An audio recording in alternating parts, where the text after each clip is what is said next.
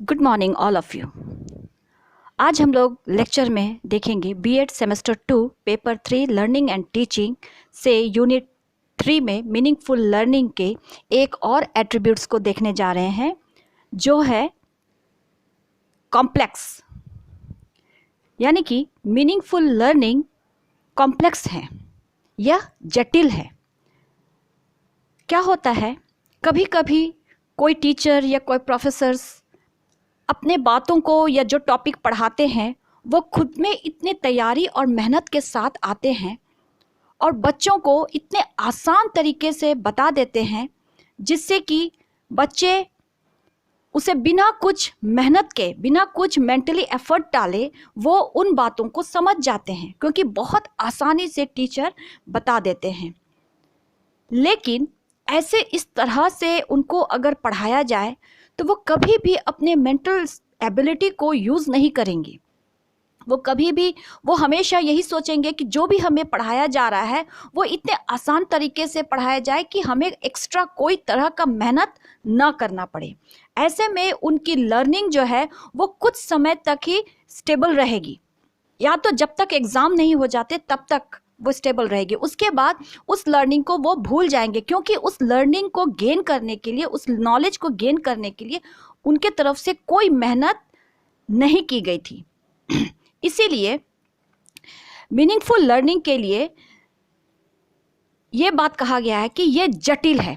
इस तरह की लर्निंग के लिए, मीनिंगफुल लर्निंग के लिए जब टीचर अपने बच्चे को लेक्चर देती है तो वो अपने लेक्चर में या अपने लेसन डिलीवर करने के समय में वो अपने सवालों को कुछ इस तरह से पूछती है कि बच्चे उन सवालों को जवाब देने के लिए वो कुछ मेंटल वर्क करते हैं, जिस कारण से वो उन चीज़ों को, जिस चीज़ को टीचर ने तो पढ़ाया है लेकिन कुछ ऐसी बातें जो टीचर ने नहीं बताया, उन चीज़ों को वो अपने दिमाग से, अपने मेंटल वर्क से समझने की और बताने की कोशिश करते हैं।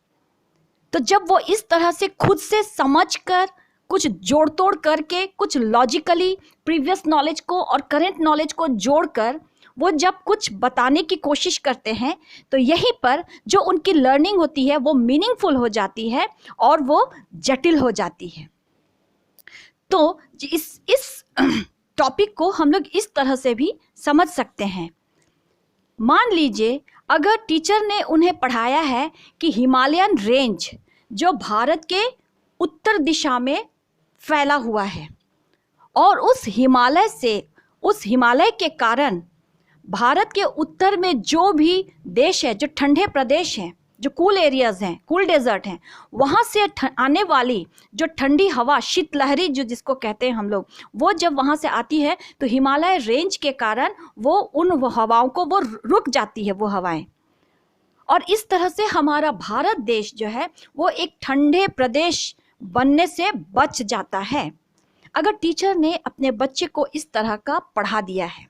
अब वो इसको थोड़ा सा कॉम्प्लेक्सिटी इसमें डालती है। और अगर बच्चे को सवाल पूछा गया कि हमारे भारत देश के उत्तर में अगर हिमालयन रेंज है तो वो उससे हमें क्या फ़ायदा होता है, तो बच्चे इस बात को आसानी से बता सकते हैं। लेकिन अगर वो टीचर बताती है कि हमारे भारत देश में अगर हिमालयन इस तरह से ना फैला होकर अगर इस तरह से, अगर उत्तर से दक्षिण की ओर अगर ये रेंज रहता, तब भारत पर इसका क्या असर होता। तो जब टीचर इन तरह से सवालों को पूछ देती है तब बच्चे तुरंत अपने दिमाग पर जोर डालते और एक इमेजिन करते कि हिमालयन रेंज जो है वो वेस्ट टू ईस्ट से फैला न होकर वो अगर नॉर्थ से साउथ की ओर अगर फैला है तो इसका मतलब है कि उत्तर से आने वाली जो ठंडी हवाएं हैं वो भारत को बिल्कुल ठंडा कर देगी और हमारे देश में, भारत में बर्फ़ जमने की स्थिति आ जाएगी, जिससे कि हमारे फसलों को, हमारे पशुओं को, खुद हमें भी काफ़ी नुकसान उठाना पड़ेगा। तो इस तरह से बच्चे के लिए पढ़ाई को थोड़ा कॉम्प्लेक्स करके अगर उनको लर्निंग दी जाए तो उनकी लर्निंग हमेशा के लिए वो मीनिंगफुल बन जाती है। इस तरह से बच्चे किसी भी प्रॉब्लम को सॉल्व करने की ओर बढ़ जाते हैं और उनके अंदर में ये एक कैरेक्टरिस्टिक्स डेवलप कर जाता है कि किसी भी सिचुएशन में, किसी भी टाइम पर वो किसी भी कंडीशन में अपने आप को संभाल लेते हैं।